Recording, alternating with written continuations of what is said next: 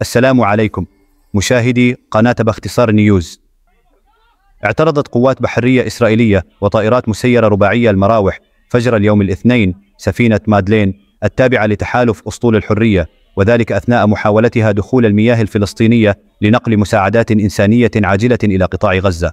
ووقعت عملية الاعتراض في المياه الدولية قرابة الساعة 2 صباحا بالتوقيت المحلي، حيث كانت السفينة في طريقها لاختراق الحصار البحري المفروض على غزة منذ سنوات، وعلى متنها ناشطون دوليون ومتطوعون من دول متعددة.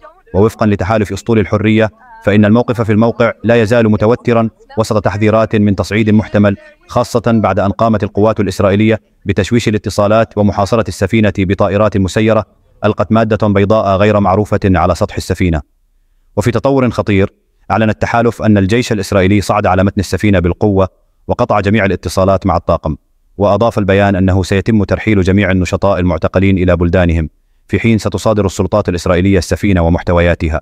ونقلا عن وكالة رويترز، أكد التحالف في منشور على تطبيق تيليجرام أن الاتصالات مع سفينة مادلين انقطعت تماما منذ لحظة الاقتحام. وكانت السفينة مادلين تحمل مساعدات إنسانية مخصصة لسكان قطاع غزة المحاصر في محاولة رمزية وعملية لكسر الحصار رغم معرفتهم بخطورة المهمة. وأشاد التحالف بشجاعة النشطاء الدوليين المشاركين في الرحلة، مؤكدا أنهم لا يشكلون أي تهديد أمني، بل يحملون رسالة تضامن وسلام.